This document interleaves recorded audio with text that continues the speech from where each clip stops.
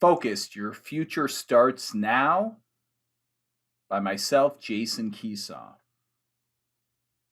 Acknowledgements. We are all products of our past. I don't know if there is enough space to give credit to all the people who had an impact on me over the years. To all my friends and family who supported me throughout the years, even when you weren't sure if I knew what I was doing. To all my teachers who made education as much about life as a GPA. To my professors who took the time to understand what I wanted and guided me in that direction. To my former managers who gave me opportunities to succeed and fail, allowing me to develop and sharpen my skills necessary to accomplish my goals. To mentors over the years who shared time, experience, and expertise. To my entire leadership team for the stability, support, and opportunities that have allowed me to confidently live my life and pursue my passions. Thank you. Life is good. Chapter 1. My Reality Check. It was March 2001. I was 23 and was sitting by the phone in my bedroom at my parents' house in Cedar Rapids, Iowa. I was expecting a call from the creative director with the NBA Charlotte Hornets about a graphic design position I interviewed for the week before.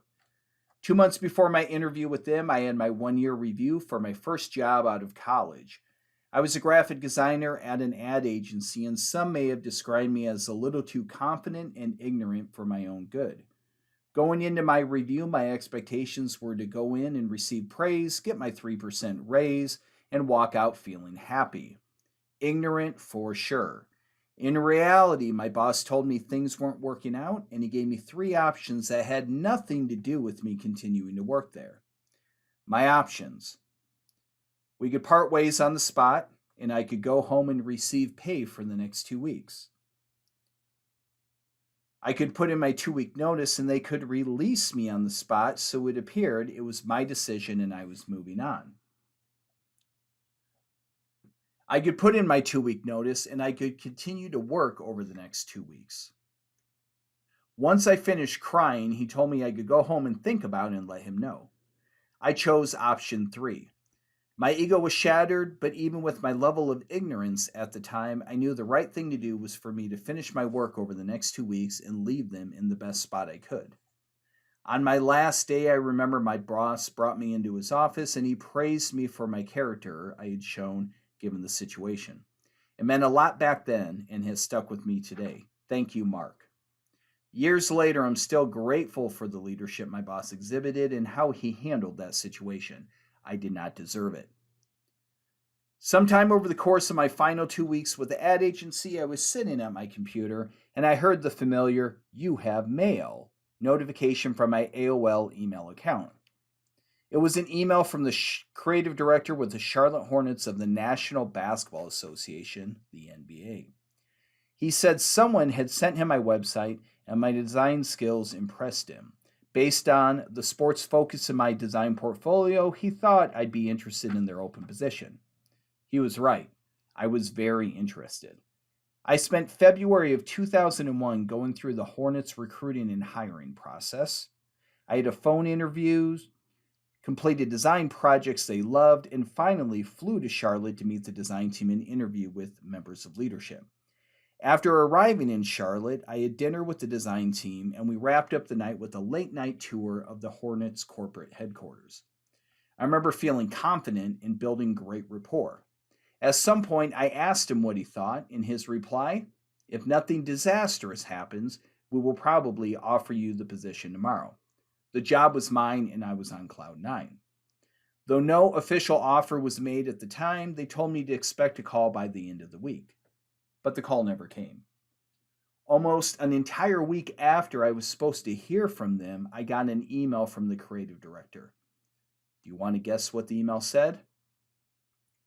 Dear Jason, thank you for your interest in employment with the Charlotte Hornets. Though we've enjoyed learning about you, we have decided to go in another direction. Another direction? Say what? After the initial confusion, anger, sadness, and self-pity wore off, I picked up the phone and I called him. When he answered, my emotions were clear, yet I was able to stay professional. He seemed a little uncomfortable as well. I expressed my confusion because everything appeared to be moving in the right direction. He explained I said something during the tour that concerned him, something that made him question my attitude and work ethic. I remember the moment like it was last night. It was around 9 p.m. and we were walking through the creative area within the Hornets headquarters. He was explaining their design to print process. It was different and far less cumbersome than the one I was used to at the ad agency, and I celebrated that while letting him know what I did not like about the old process. And that was it. My celebration mixed with my remarks about the old process made him question whether I was the right person. He decided that I was not. When he told me what cost me the job, all I could do was shake my head. That was the moment that changed everything. That rejection was the kick in the balls that finally dropped me and had me questioning whether I was going to be able to get up. That was my identity crisis. That night, my mind was going crazy as I lay in my bed, reflecting back on my entire world and questioning everything. I thought about childhood, how I grew up, and all the mistakes I had made. I had to come to terms with the fact that not only did I lose my first job out of college, but I screwed up the chance at a dream job all in a span of 8 weeks.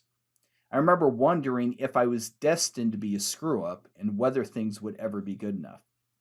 I came to the conclusion that either life was supposed to be a struggle or something needed to be learned. Option one didn't sound good, so I accepted that something needed to be learned. At that moment, I made a commitment to learn and listen.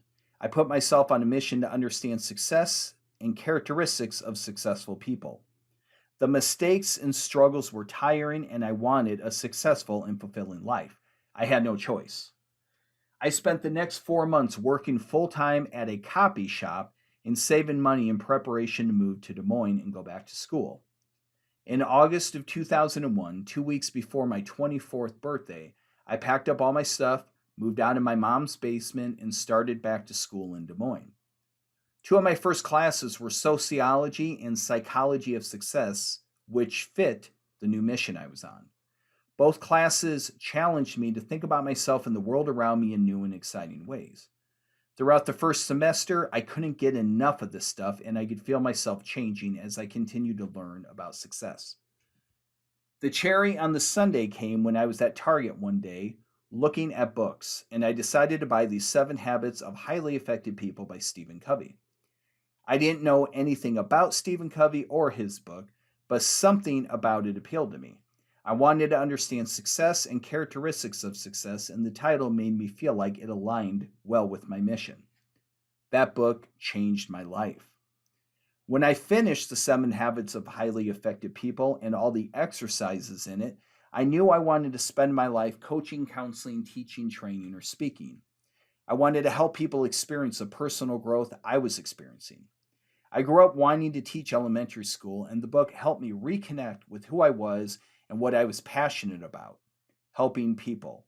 It challenged me to identify my values, set my standards, and create a vision and plan based on those values and standards.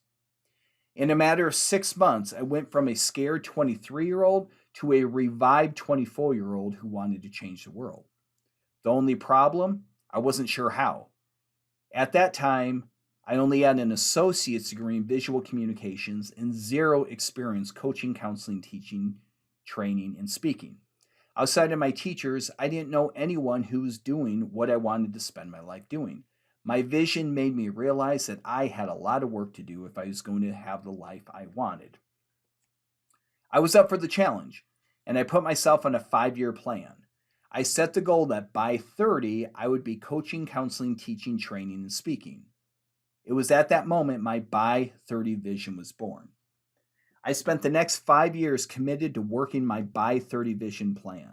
I continued to self-study. I went back to school and completed my BA in Organizational Management and Communication, all while working full-time in positions that either aligned with or helped me learn skills that supported my success.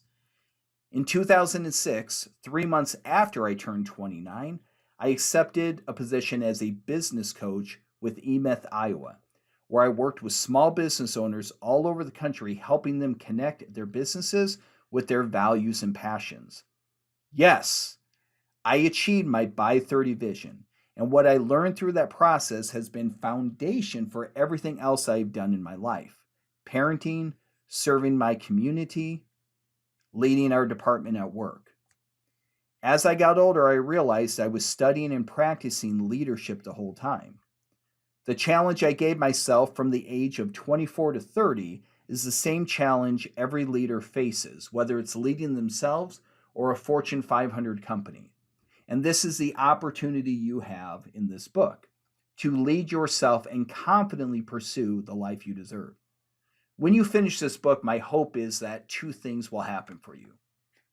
Number one, you have a clear vision for what you want your life to look like in 5 years. I know that might sound kind of heavy right now, but roll with it.